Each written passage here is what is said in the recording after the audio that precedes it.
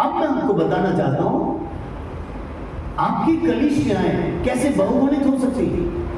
7 बातें आप लिख लीजिए, बहुत ही आसान सी 7 बातें हैं, और उसके बाद समय के अनुसार उन 7 बातों को मैं समझाने का कोशिश करूंगा।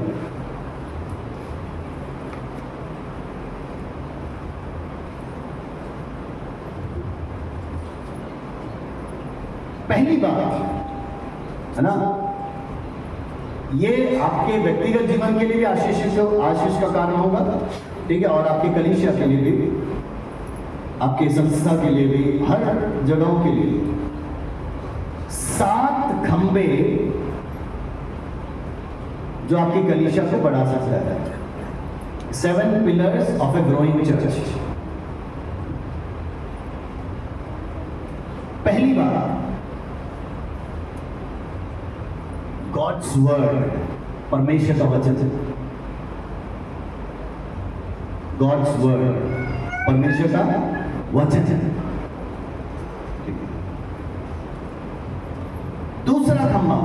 दूसरा खंबा है प्रार्थना, प्रेयर, प्रार्थना।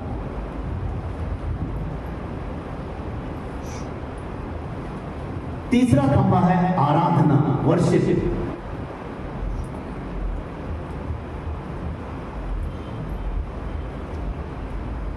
तीसरा खंबा है आराधना, वर्शिप। चौथा है फेलोशिप, संगति।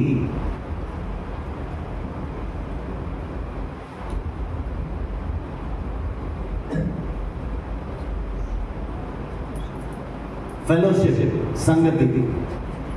5वां खंबा है गिविंग, देना, गिविंग। 6वां है इवांजेलिज्म, सुसमाचार प्रचार।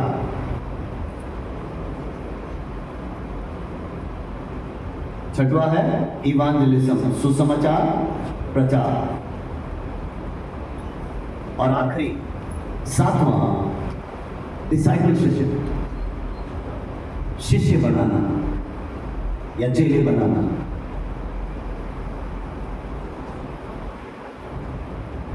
ओके,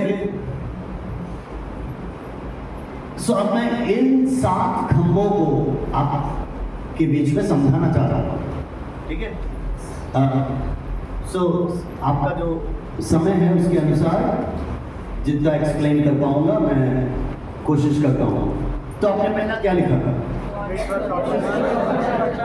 का वचन, ठीक है। अब याद रखना, ये 7 ऐसे खंभे हैं जो आपकी कलीसिया को बहुगुणित कर सकता है।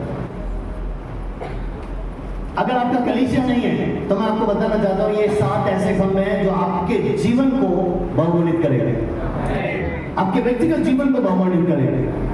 मैंने इसको अपने जीवन में अपनाया, मेरे कलीसिया में अपनाया, और मैंने बहुत बड़ा बदलाव देखा, ठीक है। इसीलिए मैं आपको सिखा रहा हूं, जीवन के द्वारा जो सीखा है उन सच्चाइयों को आपके बीच में रख रहा हूं।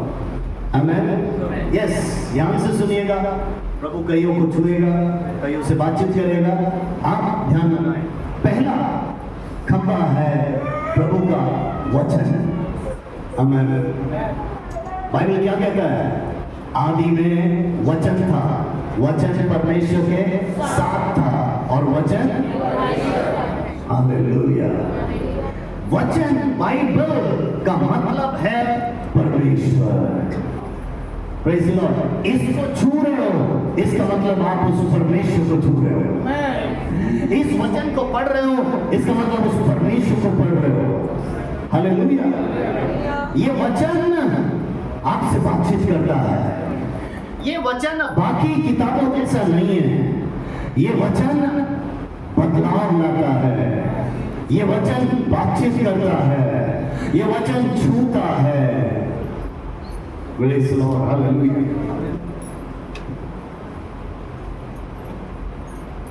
अब ये वचन आपके अंदर क्रियाशील होने चाहिए, है ना। It should be active in yourself. वचन आपके अंदर क्रियाशील होनी चाहिए। इसका मतलब वचन पढ़कर भागने वाले ना बनो, है ना, लेकिन ये वचन को आप अपने जीवन में लागू करो। Praise the Lord. जैसे बाइबल में लिखा है मैं झूठ नहीं, बाइबल में लिखा झूठ नहीं बोलना, तो इसका मतलब है अब आपको उसको लागू करना है कि प्रभु अब से मैं प्रण लेता हूं कि मैं झूठ नहीं बोलूंगा। चोरी नहीं करना, चोरी नहीं करना, इसका मतलब आपको अब उसको लागू करना है। प्रभु मैं प्रण लेता हूं कि अब मैं कभी चोरी, प्रेज़ द लॉर्ड, हालेलुया। और बाइबल क्या कहता है ना, एक एक चीज जब आप अपनाओगे ना तब वो आपके लिए कार्य करने लगेगा। Praise the Lord, hallelujah. समझ में आया ना? आप चेहरे में कुछ क्रीम लगाते हो? नहीं, ठीक है, आप अच्छे लोग आप नहीं लगाते, महिलाएं जो बैठी हैं लगाते हो ना? बोल दो ना यस। तो आप अपने आप को चमकाने के लिए जो लगाते हो, सोचिए वो आपने ड्रॉअर में रखा है, खरीद के लाए, फेयर एंड लवली खरीद के रखा है, वहां रखने से आपका गाल सुंदर हो जाएगा क्या? नहीं ना, वो लेके लगाना पड़ता है। सही है?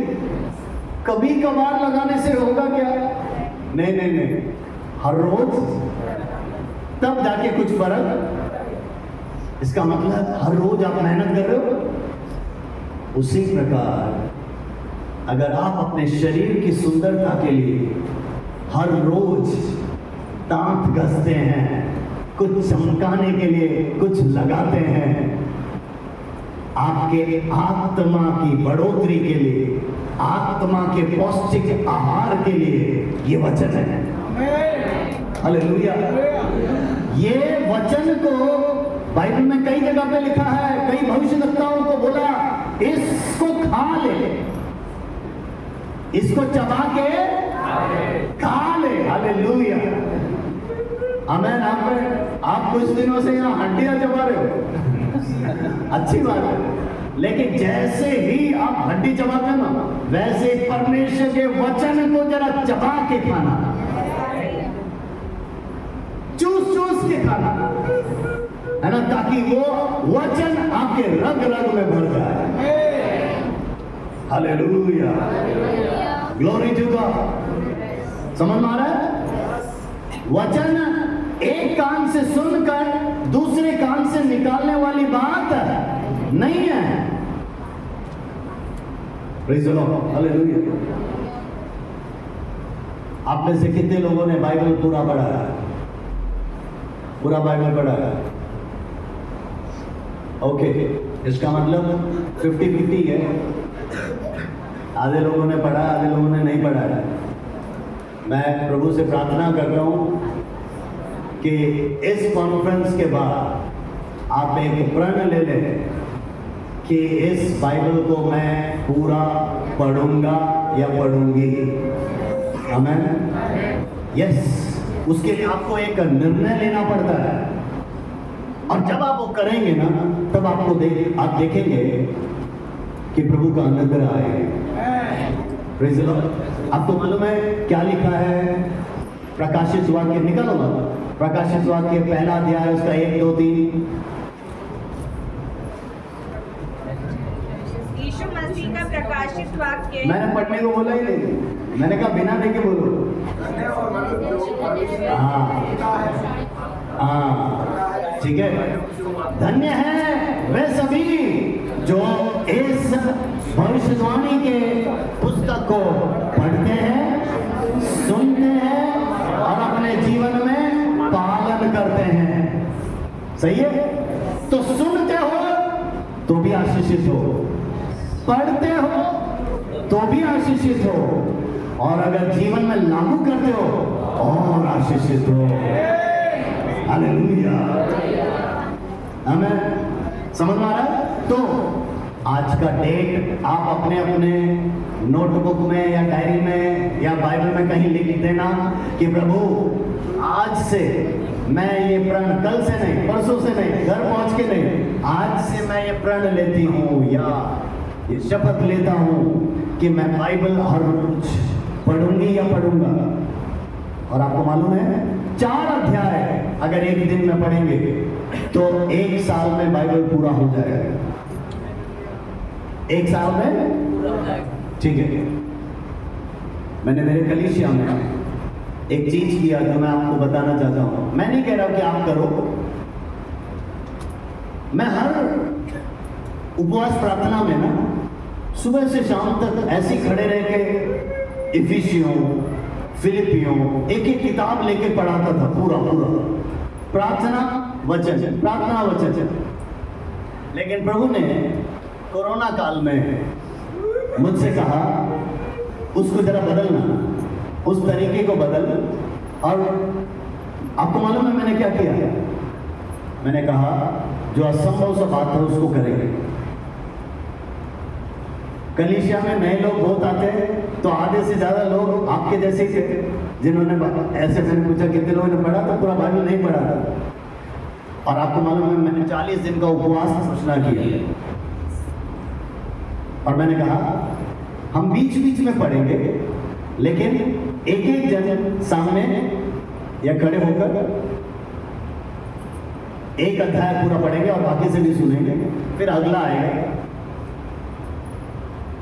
40 दिन में हम पूरा बाइबल पढ़कर समाप्त करना चाहते हैं, ठीक है। और ये सपने का ये कैसे होगा, ये असंभव है। मैं आपको बताना चाहता हूँ परमेश्वर ने हमारी कलीसिया को मदद किया, 39वें दिन में हमने समाप्त कर दिया। आमीन, ठीक है।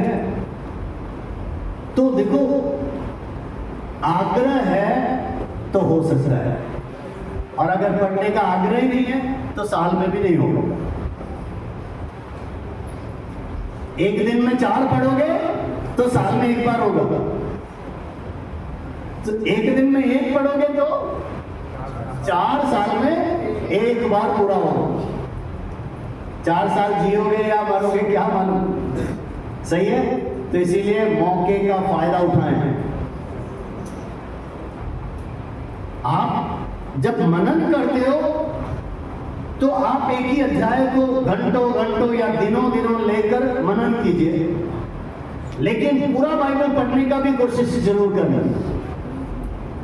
मैं इसलिए बताना चाह रहा हूं कि जब 39 डे में पूरा हुआ ना, कलीसिया में इतने लोगों ने गवाही दिया कि हमने पहली बार बाइबल को पूरा पढ़ा, और वो पढ़ने के बाद इतना उनके अंदर आशीषें आई, इतना अनुग्रह उनको आया। मैंने उन टेस्टिमनीज को सुना, रिकॉर्ड किया, प्रभु की महिमा की। मैंने सोचा नहीं था, लेकिन ऐसे अद्भुत गवाहियों को प्रभु ने की।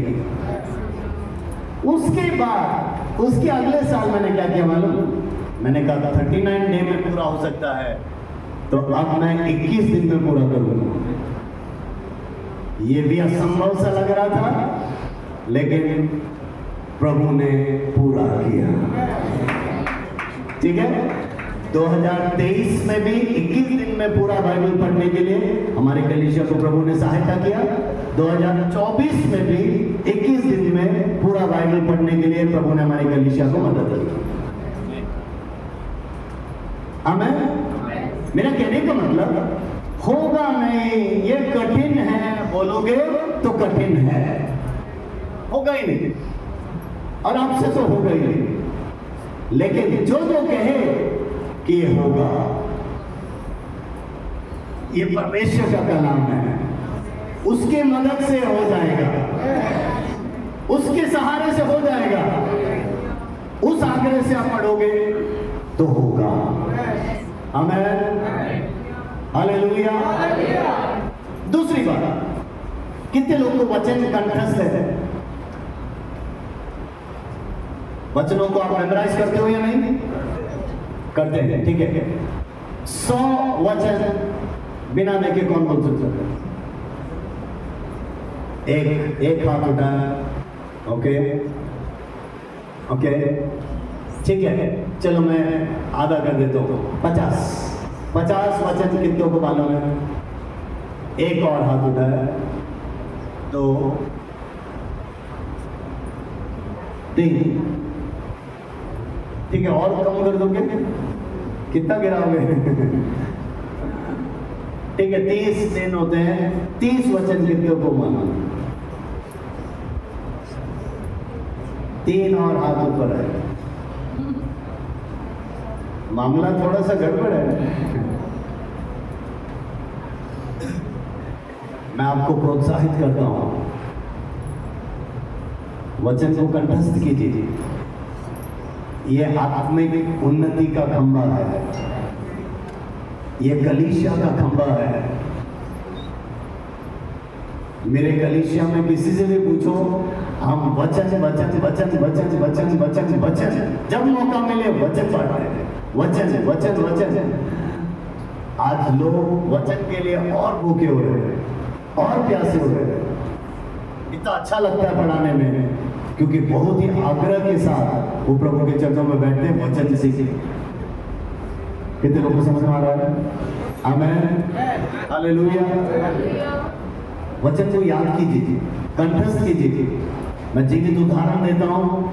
हमारे साथ 12वीं कर रहे विश्वासी मेरा दोस्त था।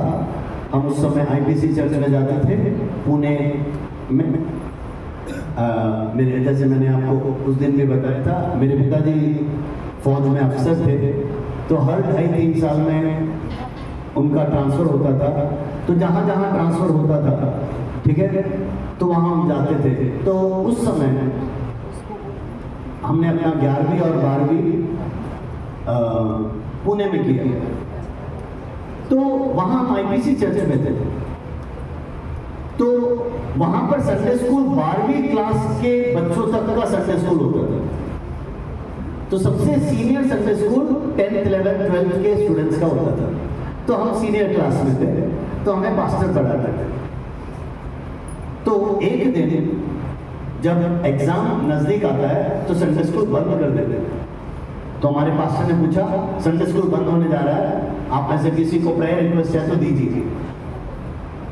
तो एक स्टूडेंट ने कहा, पास्टर मेरे लिए प्रार्थना करना, मेरा 12वीं का बोर्ड एग्जाम के बाद मैं MBBS एंट्रेंस एग्जाम लिखना चाहता हूँ, ठीक है, प्रार्थना करें मुझे मिल जाए। और उसने क्या कहा मालूम?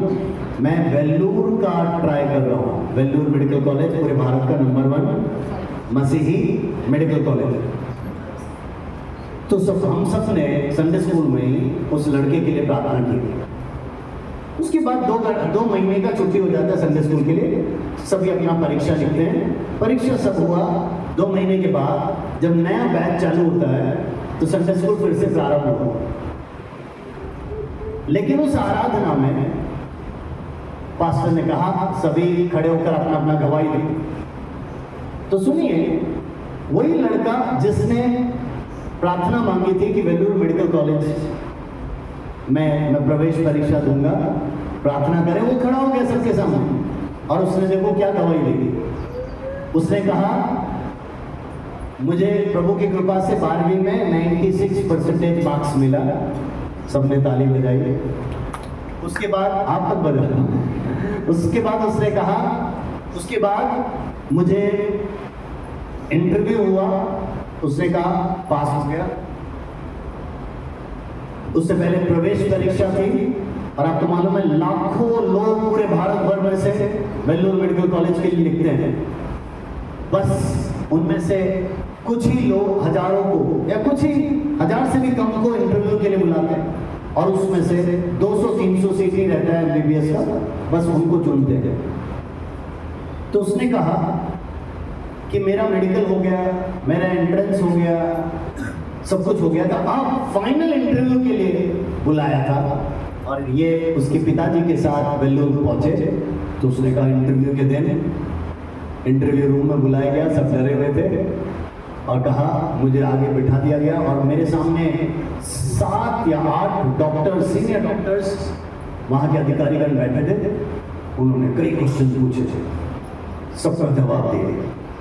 उसके बाद उसमें से एक डॉक्टर, क्योंकि आप जानते हैं वहां के अधिकतर डॉक्टर्स विश्वासी डॉक्टर्स वेलूर, उसमें से एक डॉक्टर ने कहा, देखो भाई पॉल, आपका सब कुछ अच्छा है, लेकिन एक दुख की बात यह है, इस साल हमने निर्णय लिया है कि वेल्लोर मेडिकल कॉलेज में किसी भी पेंटिकोस्टल विश्वासी को, छात्र को या छात्रा को एडमिशन नहीं देंगे। उसने ये बोलते ही, ये अच्छा पढ़ा लिखा या पढ़ाई करने वाला होशियार लड़का थोड़ा सा डर गया। इस टीचर ने ऐसे बोला, दूसरे टीचर ने कहा, तो अब आपका अगला प्लान क्या है? तुरंत पवित्र आत्मा ने उसे याद दिलाया, संडे स्कूल में तेरे को क्या वचन सिखाया था। और आपको मालूम है, पवित्र आत्मा ने उसको याद दिलाया भजन संहिता 34:10, और उसने इंग्लिश में बोल दिया, सर कोई प्रॉब्लम नहीं, हमारे बाइबल में ऐसा लिखा है, जवान शेर तो भूखे रह जाएंगे, लेकिन यहोवा के डरवैयों को किसी फली वस्तु की कमी घटी नहीं होगी। इतना उसने बोला। अगले डॉक्टर ने कहा, ठीक है जाओ, शाम को नोटिस बोर्ड में देख लेना आपका नाम है कि नहीं। जो पास हो जाते हैं उनका नोटिस बोर्ड में नाम आ जाता है। अब ये बाहर निकला, उसने पापा को बोला, पापा सब कुछ अच्छा था, लेकिन एक डॉक्टर ने कहा है कि पेंटिकोस्टल को इस साल नहीं ले रहे, फिर भी शाम को रिजल्ट देख लेंगे। तो ये इंतजार करते रहे। शाम को 5, साढ़े 5 बजे नोटिस बोर्ड में नाम डाला गया, और आपको मालूम है सबसे ऊपर इसका नाम था। तो इसके पापा ने कहा, जिस टीचर ने तुझसे कहा कि पेंटिकोस्टल नहीं लेंगे, उनसे मिलते हैं। ये उधर गए, उस टीचर के कमरे में गए, खटखटाया, उनसे पूछा, सर आपने कहा था पेंटिकोस्टल्स को इस बार नहीं लेंगे, तो आपने कैसे ले लिया? तो आपको मालूम है उन्होंने क्या कहा, हमारे कॉलेज में ऐसा कोई नियम नहीं है, हमने तो ऐसे ही आपको जांचने के लिए पूछा था, और अच्छा लगा प्रभु के वचन से आपने उत्तर दिया। और आपको मालूम है उसने अपना एडमिशन वहां पाया, वो डॉक्टर बन गया। आज वही विश्वासी लड़का लंदन में माना जाना डॉक्टर है। हमें समझ में आ रहा है? ये वचन आपकी नैया पार लगाएगा, ये वचन आपको ऊंचा उठाएगा। Praise the Lord. इसीलिए इस बाइबल को लेके चलने में कभी हिचकिचाओ मत, बाइबल पढ़ने में हिचकिचाओ मत, कंठस्थ करने में हिचकिचाओ मत। पढ़िएगा, तेरा वचन मेरे पांव के लिए दीपक और मेरे मार्ग के लिए हालेलुया। ओहो, एक मैं अगर पढ़वाऊं, इतना सारा सच्चाई लिखा है। हालेलुया, समझ में आ गया? सो आप प्रण लेकर ही जाना कि अब मैं बाइबल पढ़ना नहीं छोड़ूंगा। Praise the Lord. कितने लोग विश्वास करते हैं?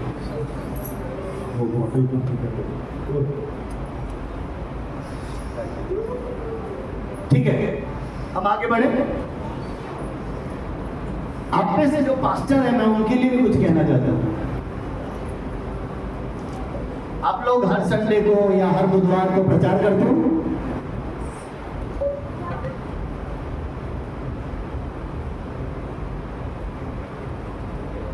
हाँ या नहीं? ओके, तो सुनिएगा, ये वचन को पढ़ते रहो, हर दिन नया प्रकाशन प्रभु देगा। आज कलीसियाएं बढ़ क्यों नहीं रही हैं? क्योंकि हर संडे को वही घिस्सा पिटा संदेश, वही जो 15 साल पहले, 10 साल पहले, जो 20 साल पहले प्रचार किया था, वही चल रहा है। यीशु चंगा कर रहा है। जनवरी में जाओ, यीशु ने लंगड़े को चंगा किया। उसी कलीसिया में अप्रैल में जाओ, यीशु ने अंधे को चंगा किया। अगस्त में जाओ, यीशु ने मुर्दे को चंगा किया। ठीक है, अब कुछ महीने और के बाद दिसंबर में जाओ उनके गलीशिया में, तब आप यीशु ने पतरस की माँ को, सास को, इसका मतलब आज ऐसे ऐसे कलीसिया बन गए जहां पर किसी भी संडे जाओ बस यीशु चंगा चंगा चंगा चंगा चंगा। क्या यीशु वही करता है क्या? उसको और कोई काम नहीं है? मेरे प्रियो, यीशु उससे भी महान है, वो बहुत कुछ करता है। अरे चक्कर देखो तभी तो पता चलेगा ना वो बहुत कुछ करता है, पढ़कर देखो। हालेलुया।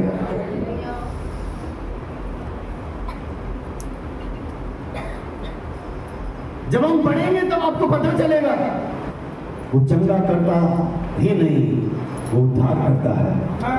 वो उद्धार करता ही नहीं, वो सृष्टि करता है। वो सृष्टि करता ही नहीं, वो सर्वशक्तिमान है, वो सर्वज्ञानी है, वो सर्वव्यापी है। सब कुछ समझ में आएगा जब आप पढ़ोगे। Praise the Lord. तो प्रभु गहराई देगा हमें। और जब आप अच्छा अच्छा वचन प्रभु से पाएंगे, वो है प्रकाशन। और जब हर बार आप नया प्रकाशन बांटोगे, अरे अरे लोग ताजे हो जाएंगे। लोग कहेंगे यहां तो मुझे जाना ही है, मुझे दोबारा जाना है, क्योंकि वहां कुछ तो नया मिलता है। आमीन। समझ में आ रहा है कि नहीं? हमारे पास्टर्स के बीच में एक जोक हम बोलते हैं। पास्टर्स के बीच में एक कंप्लेन हर समय होता है। शिकायत क्या होती है मालूम? पास्टर, मैं आपसे नाराज हूं। क्यों? तुमने मेरे भेड़ को चुराया, तुमने मेरे भेड़ को चुराया। और ये आपस में फाइटिंग हर समय चलता रहता है। पास्टर लोग एक दूसरे को ऐसा बोलते रहते हैं कि तुम हमारे भेड़ को, इसका मतलब विश्वासी को ले जा रहे हो। तो एक जोक है जो कि हकीकत में हुआ भी होगा। एक सीनियर पास्टर के पास, एक वरिष्ठ पास्टर के पास एक जूनियर पास्टर है ना गए और उन्होंने कहा, पास्टर मुझे आपसे शिकायत है। उन्होंने पूछा क्या है? आप मेरे कलीसिया के लोगों को चुरा रहे हो, है ना? तो पास्टर ने सीधा सीधा बोल दिया, नहीं नहीं नहीं, मैं चुराता नहीं, मैं चुराता नहीं। नहीं नहीं, आप चुराते हैं। उस जूनियर पास्टर ने कहा, नहीं आप चुराते। सीनियर पास्टर ने फिर, मैं किसी को नहीं चुराता। तब उन्होंने कहा, मैं नाम बताता हूं, ये मेरे कलीसिया से आपके उधर आ रहा है। तो पास्टर को समझ में आ गया, सीनियर पास्टर को, कि कुछ तो गड़बड़ है। तो आपको मालूम है उन्होंने अगला उत्तर क्या दिया? ध्यान से सुनना। उन्होंने कहा, देखिए पास्टर, झूठा इल्जाम मत लगाओ, मैं आपके भेड़ों को नहीं चुराता, आपकी भेड़ें मेरा घास चुरा रही है। समझ आ रहा ना? मैं आपके भेड़ों को नहीं चुराता, आपके भेड़े मेरा घास चुरा रहा है। बस वो नया वाला चला गया, अब क्या बोलो। समझ आया ना? इसका मतलब क्या है? आप अपने चर्च में घास बहुत खिलाओ, सही है? इसका मतलब है वचन खिलाओ। अगर नहीं खिलाओगे तो वो जाएंगे। और भेड़ों के बारे में, चरवाहे के बारे में पढ़ोगे तब आपको पता चलेगा, जब भेड़े ना खा पी जाते हैं ना, वो बस वहीं टूर्ण हो जाता है। समझा ना? वहीं, वो कहीं नहीं जाएंगे। अरे अरे ऐसा तृप्त कर दो, ऐसा वचन से तृप्त कर दो, वो कहीं नहीं जाएंगे। मैं अपने चर्च में बोलता हूँ, अरे जाओ ना, कोई इतने साल से बोल रहे जा रहा हूँ, जा ही नहीं रहे, सब बैठे हुए हैं। सब बैठे, इसका मतलब है शायद कुछ तो उन्हें मिल रहा है। हमें समझ में आ रहा है कि नहीं? वचन खिलाओ, ताजा खिलाओ, प्रकाशन पाकर खिलाओ, वो खाते रहेंगे, तृप्त होते रहेंगे। और जो खाकर तृप्त हो रहा है वो कहाँ जाएगा? कहीं नहीं जाएगा। वो आपको दूध का आशीष देगा।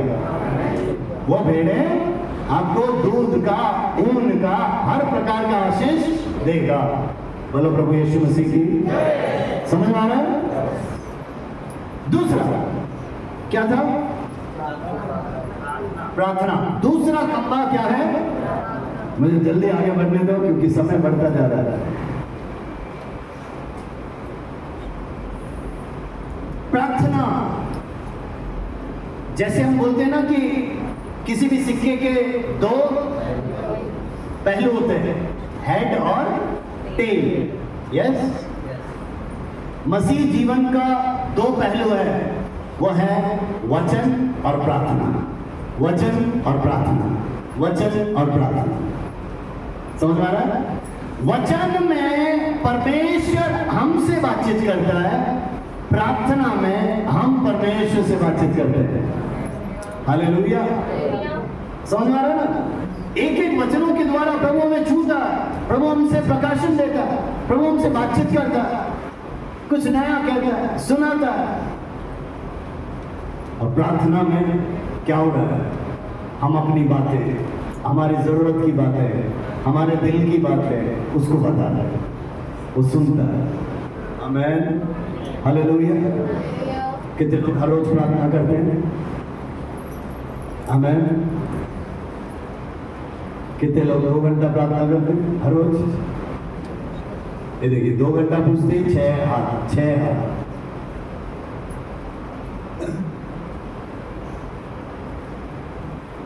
हर रोज प्रार्थना करने बोले तो सभी ने हाथ रखे। 2 घंटा बोलते हैं। अब आप हैं चलते फिरते मंदिर, तो बेइज्जती हो जाएगी, क्योंकि इस मंदिर में प्रार्थना ही नहीं होता है। सोचिए ना, कहीं आप जा रहे हो, कोई मंदिर है वो बंद पड़ा है, ऐसा मंदिर जो बंद पड़ा है उसका क्या फायदा? समझ आ रहा है ना? तो वैसा ही एक व्यक्ति जिसके अंदर प्रार्थना नहीं है, वो कौन सा मंदिर हो जाएगा? समझ में आ रहा है कि नहीं? अगर हम जीवित चलते फिरते प्रभु के मंदिर हैं तो प्रार्थनाएं होनी चाहिए कि नहीं? हालेलुया। मैं आपको बताना चाहता हूं, हमारे कलीसिया में पहले हर रोज 2 घंटा प्रार्थना होती थी। उसके बाद कुछ सालों के बाद उसको हमने 3 घंटा कर दिया, और प्रभु ने हमें मदद किया। आज हमारे कलीसिया में हर रोज 5 घंटा आराधना प्रार्थना होती है। प्रार्थना सुबह 6 से 7:30, दोपहर को 2 से 4, रात को 10:30 से 12, 5 घंटा आराधना। क्यों?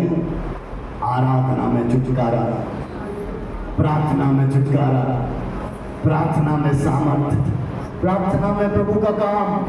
Hallelujah, hallelujah.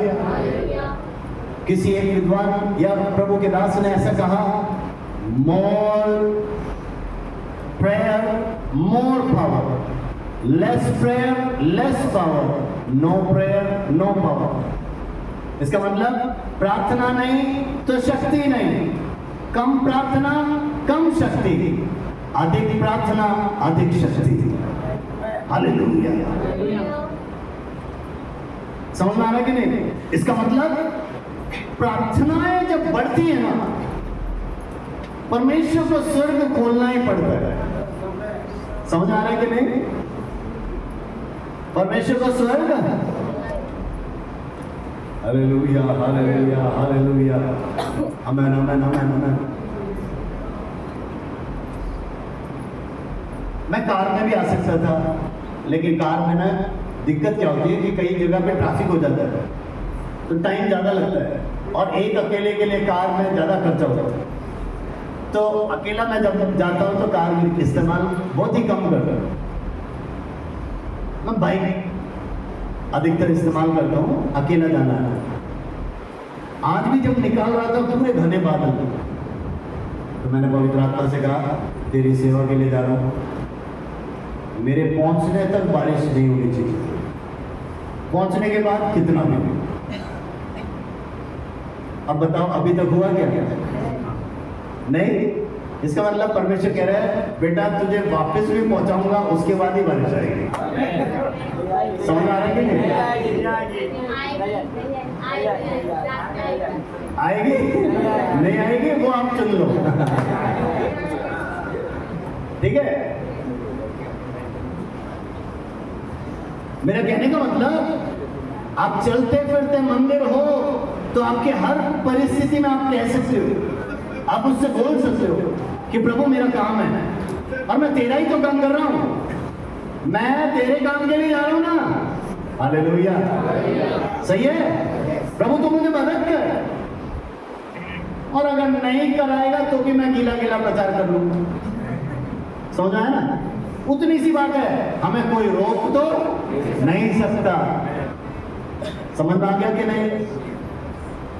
हर बात में आप प्रार्थना से आपकी बातों को वहां तक पहुंचाइए, धन्यवाद के साथ पहुंचाइए, बाकी भी करेगा। आमीन।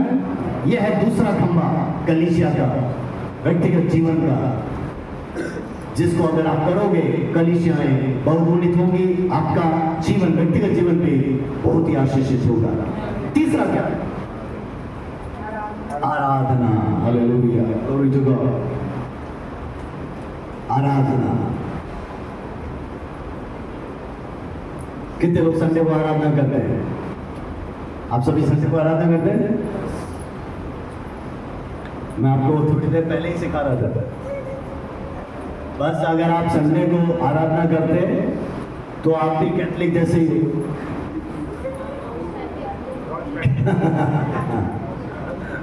समझ आ रहा है? कई लोगों ने ये गलत प्रथा बना दी है। हाँ हम करते हैं ना हर संडे को आराधना। किसने कहा आराधना संडे को होती? आराधना हर रोज होनी चाहिए। आराधना हर रोज होनी चाहिए। Praise the Lord. हाँ, संडे को जो आराधना है ना, उसको तो इसलिए हम करते हैं क्योंकि संडे छुट्टी मिलता है। आज केंद्र सरकार घोषणा कर दे अब से छुट्टी मंडे को होगा, कोई बात नहीं, हम मंडे को आराधना करेंगे। सही है? समझ आ रहा है? तो याद रखना, हमारा जो हफ्ते में एक बार का आना आराधना है उसको बोलते हैं सामूहिक आराधना या सार्वजनिक आराधना। लेकिन जो हर रोज होनी है वो है व्यक्तिगत आराधना। आमेन, हालेलुया, प्रेज़ द लॉर्ड। समझ में आ रहा है कि नहीं? आज समस्या क्या है? सभी नौकरी कर रहे हैं, सभी नौकरी कर रहे हैं और संडे सुबह 9 बजे उठेंगे। माँ बाप कहेंगे अरे चलो चर्च जाना है, तो जल्दी जल्दी तैयार होंगे, है ना?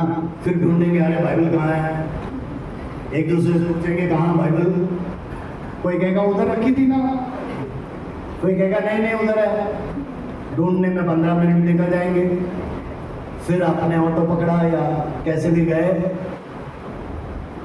10 बजे आराधना चालू होता है, आप पहुंच रहे 10:30 बजे, तब तक तो गीत वहां खत्म हो गए। सोच के देखिए आज क्या हो रहा है। तो जो हफ्ते में एक मिलता है वो भी आप आधा अधूरा कर रहे हैं। और हम गाना क्या गाते हैं? आराधना में है छुटकारा, आराधना में है चंगाई। और आप देख रहे हैं वैसे ही आ रहे हैं वैसे ही जा रहे हैं, कुछ नहीं हो रहा है, ना छुटकारा है ना चंगाई। कैसे होगा छुटकारा, कैसे होगा चंगाई? प्रभु कहते हैं तुम मंडे से सैटरडे तो बिजी हो अपने काम में, दिन भर काम करते हो और ओवर टाइम मिल जाए तो बहुत खुशी से लेते हो, नाइट ड्यूटी मिल जाए और खुशी से लेते हो। सब कुछ करने के बाद संडे भी बड़ी मुश्किल से आए हो आराधना करने के लिए, और कहते हो छुटकारा मिल जाए, कहते हो चंगाई मिल जाए। आहा, आहा, ना ना ना ना। तो आप लोग व्यस्त हैं तो पास्टर लोग भी व्यस्त हैं, पास्टर लोग भी व्यस्त हैं। मंडे से शनिवार तक वो भी बिजी हैं। संडे सुबह उठ के हे प्रभु जल्दी वचन दे, और वो पूरा बाइबल ढूंढ रहे हैं। हे प्रभु ओहो नहीं मिल रहा, पवित्र आत्मा वचन दे। फिर आपको मालूम है ऐसा खोलते हैं, हाँ ये प्रभु का वचन है। वहां कुछ और लिखा होगा, प्रभु ऐसे बातें नहीं करता, ये सब गलत फहमियां हटा दो। वहां और कुछ लिखा होगा, उसने जाके उसको मार डाला। फिर अगला बोलोगे जाओ आप भी ऐसे ही करो। वचन ऐसे बातें नहीं करता है। समझ में आ रहा है कि नहीं? पास्टर लोग संडे का वचन का तैयारी सोमवार से शुरू हो जाना चाहिए, चलते फिरते शुरू हो जाना चाहिए, आपका मनन आपका प्रकाशन शुरू हो जाना चाहिए, हमें आपका तैयारी चलते फिरते हो जाना चाहिए। Praise God, hallelujah. विश्वासियों, हर रोज आपका आराधना होना चाहिए, आपकी तैयारी होनी चाहिए। संडे सुबह बाइबल मत ढूंढिए, शनिवार को प्रार्थना करके ढूंढ के सब कुछ तैयार रखिए और कहिए प्रभु कल मैं आराधना करने जाऊं तो वहां सचमुच में चमत्कार होने चाहिए। पास्टर प्रार्थना करेगा, विश्वासी प्रार्थना करेगा, सभी तैयार होंगे, सभी समय पर आएंगे और सब मिलकर एक मन के साथ आराधना में है छुटकारा, आराधना में है चंगाई। और जब सब मिलकर करेंगे तब प्रभु कहेगा आज यहाँ पर मैं अद्भुत कार्य करूंगा, आज मैं यहाँ चमत्कार करूंगा, क्योंकि सभी तैयार होकर आए। हालेलुया। आपकी साड़ी तैयारी नहीं है, बाहरी दिखावा तैयारी नहीं है, तैयारी है आपका आत्मा कितना तैयार हुआ है। Praise the Lord. आमीन। यूहन्ना 4:24 में क्या लिखा है? खोलो मत। परमेश्वर आत्मा है, उसकी आराधना करने वाले आत्मा और सच्चाई से। मुझे बहुत अच्छा लगता है, सभी 4:24 याद रखते हैं, लेकिन मुझे 4:23 पसंद है। बोलिए उसमें क्या लिखा है? ये देखिए। हाँ, यस यस, वहां पढ़ोगे, वहां पर लिखा है वो परमेश्वर पास्टरों को नहीं ढूंढ रहा, वो परमेश्वर बिशप को नहीं ढूंढ रहा, रेफरेंट को नहीं ढूंढ रहा, किसी बड़े अधिकारी, किसी बड़े कोऑर्डिनेटर या पोस्ट वाले को नहीं ढूंढ रहा। परमेश्वर सच्चे आराधकों को ढूंढ रहा है। हालेलुया। आमीन। सच्चे भक्त आत्मा और सच्चाई से उसकी आराधना करेंगे। हालेलुया। आपकी कलीसिया सच्चाई से आराधना करने वाले आराधक बन जाए, वहां पर कलीसिया बढ़ोतरी होगा। आमीन। आगे बढ़ेंगे। चौथा, फेलोशिप, संगति।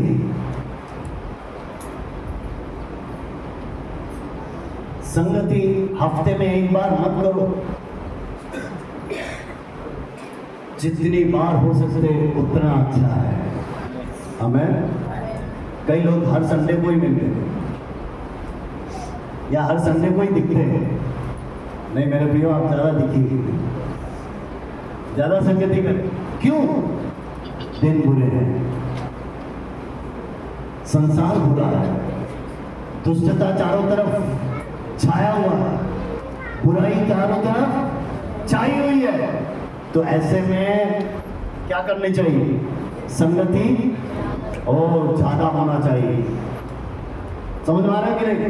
बाइबल में लिखा है पहली शताब्दी में विश्वासी लोग प्रतिदिन संगति करते थे,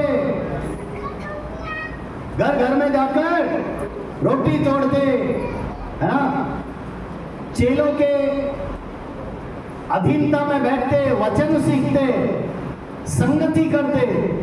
प्रेज़ गॉड, हालेलुया। तो आपका संगति और कम ना हो जाए,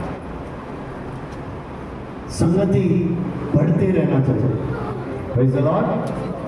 समझ में आ गया कि नहीं? आपने चरवाहों को देखा? चरवाहों को वो आगे चलते हैं या पीछे चलते हैं? ये दोनों प्रकार के हैं। कई जगह पर चरवाहे आगे चलते हैं, भेड़े पीछे चलती हैं, और कई जगह पे भेड़े आगे और चरवाहे पीछे। आपको मालूम है कई जगह पे वो पर्वतों पर चढ़ाते थे, चराई करवाने ले जाते हैं, तराइयों से होकर कई जगहों पर घास बहुत ज्यादा होता है, तो जंगली लोमड़ी, सियार या जंगली जानवर छुपे बैठे रहते हैं। मैं आपसे पूछना चाहता हूं, वो इस झुंड के भेड़ बकरियों में से बीमार भेड़ बकरियों को पकड़ेंगे या बुजुर्ग भेड़ बकरियों को पकड़ेंगे, या जो नवजात शिशु है भेड़ बकरी उनको पकड़ेंगे? शिशु को, बच्चे को, किसी ने कहा बीमार को, बुजुर्ग को। ये तीनों गलत आंसर है। आपको मालूम है जब वो चराने ले जाते हैं ना, कई भेड़े ना थोड़ा सा स्टाइल मारते, वो कह रहे हैं वहां हरा घास दिख रहा है, वहां को जाते हैं हरा घास खाने, और जो वहां छुपा बैठा है वो दबोच लेते। सही है? जो जंगली जानवर वहां छुपा बैठा है वो दबोच लेता, चूह तक भी आवाज आने नहीं देता, और चरवाहे को पता भी नहीं चलता। कई बार पकड़ के ले जाता है, तब उसका चिल्लाने का आवाज आता है, लेकिन तब तक वो दूर भाग जाता है। समझ में आया ना कि अर्थ क्या है? बीमार नहीं, बुजुर्ग नहीं, नवजात शिशु नहीं, इन भेड़ों को किसी को कुछ नहीं होता। जो झुंड से इधर उधर भटकते हैं ना, उनको जानवर पकड़ते थे। विश्वासियों, प्रभु के सेवकों, दासों, जिसने संगति छोड़ दी, याद रखना शत्रु आपको पकड़ेगा। प्रभु के बच्चों के साथ उठना बैठना छोड़ दिया, शत्रु आपको पकड़ेगा। मैंने उत्तर भारत के अंदर अधिकतर जगह पे देखा है, सबसे ज्यादा सताव उन पासवानों को हुआ है जो अकेले हैं, जो किसी के साथ उठना बैठना नहीं करते, जो मिलना जुलना नहीं चाहते, मिलकर आना नहीं चाहते, अकेले खड़े हैं। कुछ हैं जो सचमुच में अकेले हैं, प्रभु उनको सहायता करता है, पवित्र आत्मा उनको सहायता करता है। लेकिन कुछ हैं जो जानबूझ के अकेले हैं। सेवा कभी अकेले करने को नहीं बोला, पूरा बाइबल देख रही थी, प्रभु ने अपने चेलों को भी 2 बाई 2 भेजे। सही है? आमीन। याद रखना, हमें संगति जरूरी है। सो कलीसिया का चौथा खंभा कौन सा है? संगति। संगति के द्वारा आपका कलीसिया बढ़ता है, आप बढ़ते हैं। आगे बढ़िए। 5वां, देना। पास्टर लोगों को यह दिक्कत होता है सिखाने में, क्योंकि देने की बात आती है तो सभी विश्वासी लोग थोड़ा सा सिर झुका लेते हैं।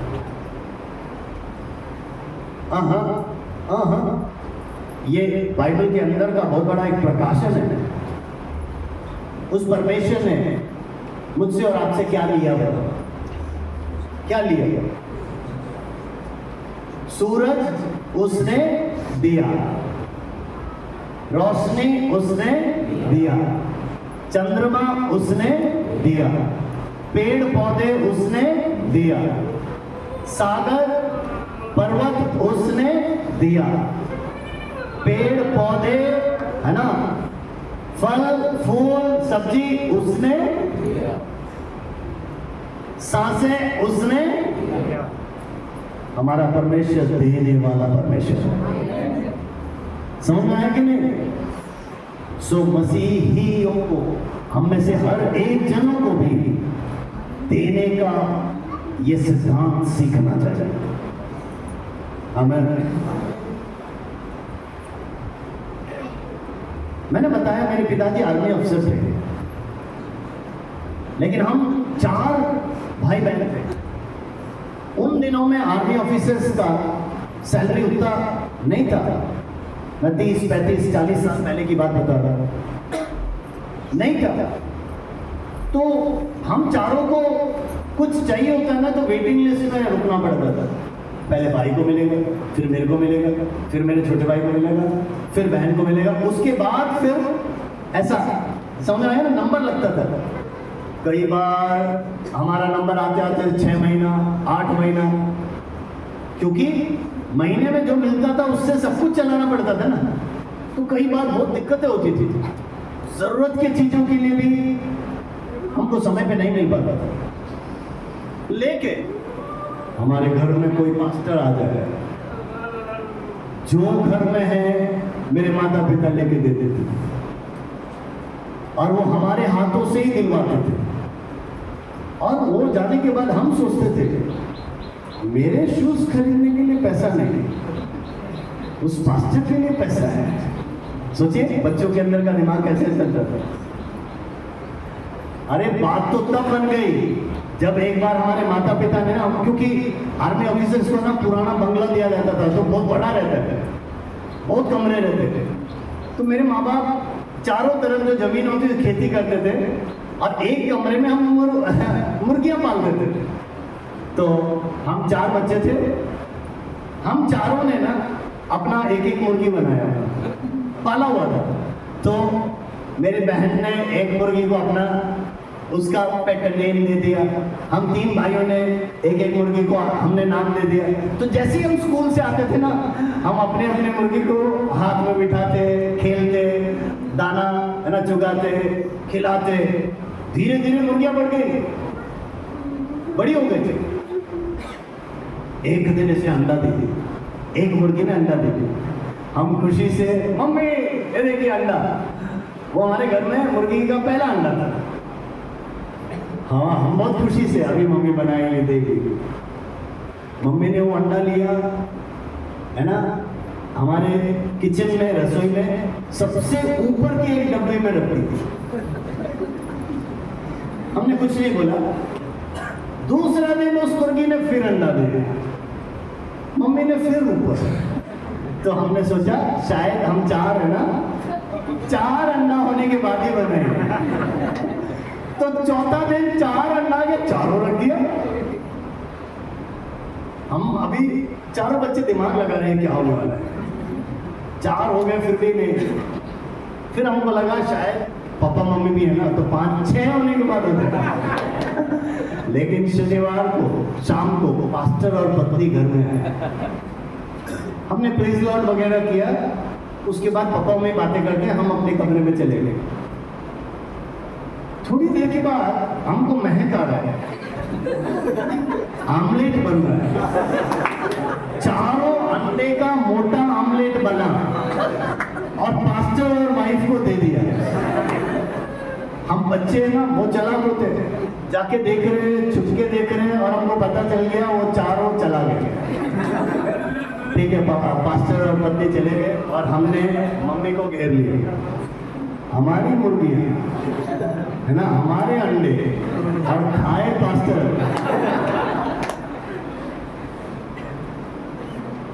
हमारी माँ ने सिखाया पहला भाग प्रभु को, पहला आशीष प्रभु को। सब्जियां कटती थी, पहला भाग कलीसिया में। कुछ भी होता था पहला भाग। सैलरी आता था, पापा आके वैसे के वैसे माँ के हाथ में देती, माँ उनमें से पहला भाग प्रभु का अलग करती थी। हालेलुया। हमें बचपन से हमको देना सिखाया, देना सिखाया, देना सिखाया। आज चारों बच्चे फुल टाइम सेवा में हैं।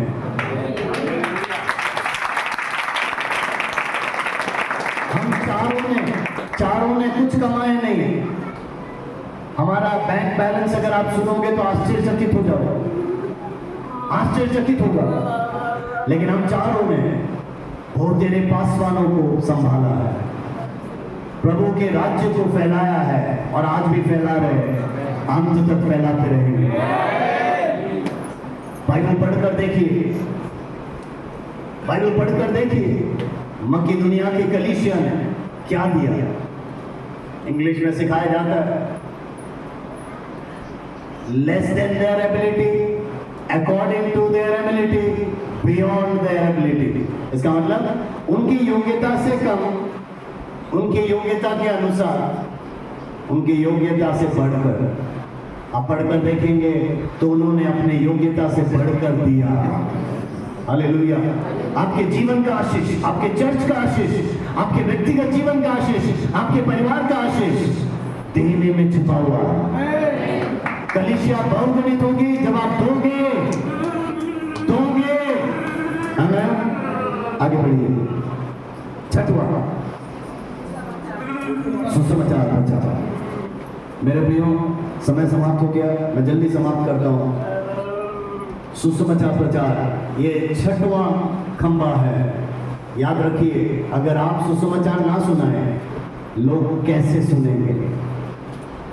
अगर आप नहीं सुनाते हो तो किसी को भेजो ना, किसी को भेजो, क्योंकि आप भेजोगे नहीं तो वो सुसमाचार कैसे सुनेंगे? हालेलुया। आप जाओगे नहीं तो वो कैसे सुनेंगे? Praise the Lord. हालेलुया। सो आपकी कलीसिया का काम है सुनाना, और अगर आप सुनाते नहीं हो तो मिशनरीज को भेजना, सेवकों को भेजना। Praise the Lord.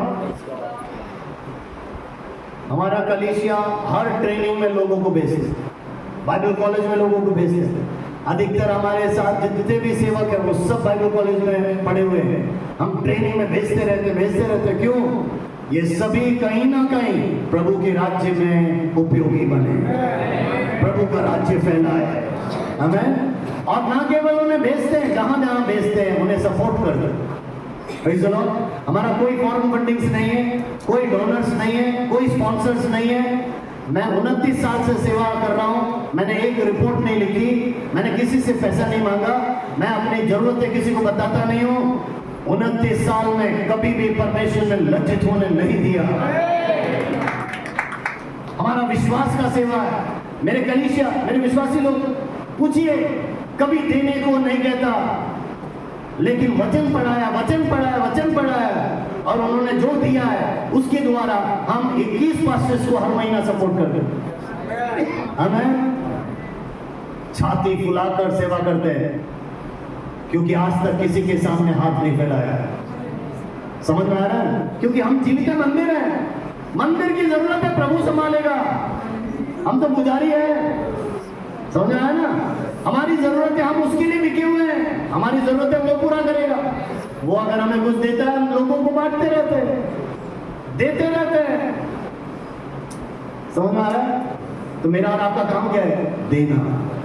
मेरा और आपका काम क्या है? सुसमाचार सुनाना, सुसमाचार के लिए लोगों को तैयार करना और भेजते रहना। हमें आखिरी बात क्या थी? चेले बनाना। मेरे प्रियो, अगर आप चेले नहीं बनाओगे, आपकी कलीसिया को कौन संभालेगा? आमीन। आप अगर चेले नहीं बनाओगे, आपकी कलीसिया को कौन संभालेगा? समझ में आ रहा है कि नहीं? आपके जैसे कईयों को तैयार करो। यहां बैठे हुए हर एक का लक्ष्य होना चाहिए कि प्रभु मेरे जैसे कईयों को मैं तैयार करना चाहती हूँ या करना चाहता हूँ। हालेलुया। Praise the Lord. जब ऐसा आप सोचोगे तब प्रभु अपनी महिमा दिखाएगा। चेले बनाना। कई लोग कहते हैं यीशु का सबसे बड़ा सेवकाई चंगाई का सेवकाई।